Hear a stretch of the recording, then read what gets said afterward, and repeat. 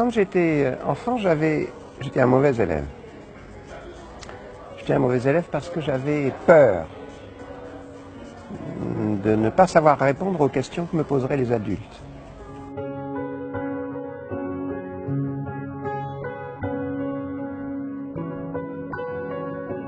Et toute cette peur de l'enfance est devenue une connaissance.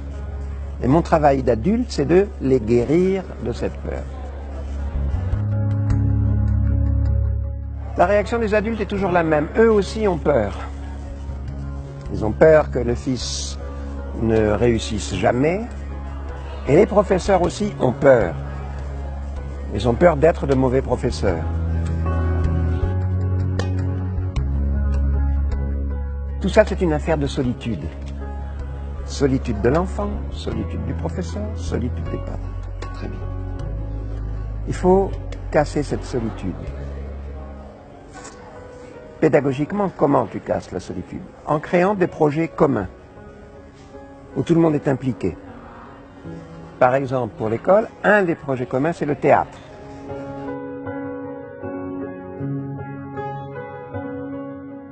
Alors que je mentais beaucoup à un professeur de français, parce que je ne faisais pas les devoirs et je n'apprenais pas les leçons, il m'a dit, c'est bien, tu as beaucoup d'imagination, c'est bien.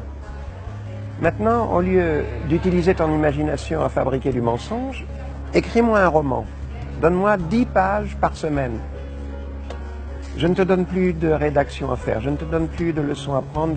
Tu fais juste ce roman pour moi, 10 pages par semaine. Et ça m'a sauvé, ça. C'est-à-dire que ce professeur a transformé un élève passif, il l'a transformé en un élève actif. C'est-à-dire qu'il écrit un roman. Les jeunes aujourd'hui, les enfants, tout petits, déjà dans le berceau, sont considérés par la société de consommation comme des clients, qui sont des publicités pour les pousser à consommer des tablettes, à consommer des portables, à consommer des vêtements, à consommer. Et ça, c'est leur culture. C'est la culture quotidienne. Et ces enfants arrivent à l'école. Et ils vont se conduire vis-à-vis du professeur comme des petits consommateurs. Moi, professeur, je ne m'adresse pas à tes désirs, je m'adresse à tes besoins fondamentaux. Le besoin d'apprendre à lire, le besoin d'apprendre à compter, le besoin d'apprendre à penser, à réfléchir. La plupart de ces besoins sont antinomiques avec tes désirs. Et c'est pour ça qu'il est beaucoup plus difficile d'être professeur aujourd'hui que dans les années 50, où les enfants n'étaient pas encore les clients de la société marchande. Et le problème, c'est que l'enfant, tout petit, dans son berceau, lui, il va croire que son désir est un besoin fondamental. Il va croire que son bonheur dépend de la satisfaction d'un désir qu'il prend pour un besoin fondamental. Le travail des adultes, c'est de dissocier ces notions de désir et de besoin. Et le bonheur, le vrai bonheur, on peut l'atteindre en apprenant à comprendre. C'est ça qui rend heureux. Quand je comprends les choses, tout d'un coup je comprends.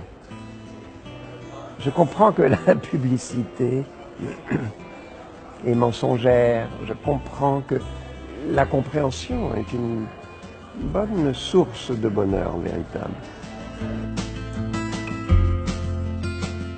Je pense qu'on ne peut pas se défausser de ses propres responsabilités sur une institution. Il faut d'abord que je sois, moi, en tant que parent, que je me sente responsable de mon comportement face à mes enfants. Qu'est-ce qui fait l'éducation des enfants? C'est l'exemple.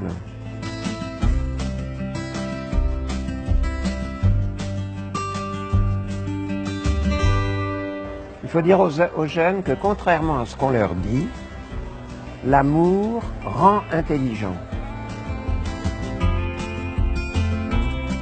Au fond, tu as 3 types de personnes. Tu as les passeurs, tu as les gardiens du temple, ceux qui considèrent que ce qu'ils savent, c'est leur propriété privée, que les autres sont indignes de le savoir. Et puis la troisième catégorie, c'est ceux qui s'en foutent.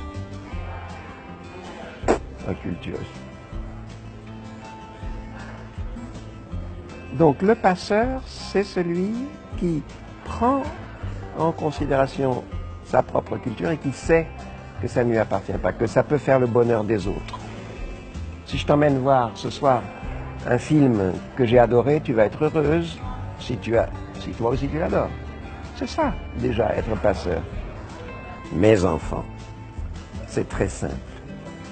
Ce que vous savez, ce que tu sais, ne t'appartient pas. Ce n'est pas ta propriété privée.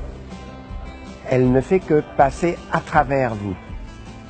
Et une de votre raison d'être sur Terre, c'est de partager ça. Arrête d'avoir peur, sois curieux. Sois curieux.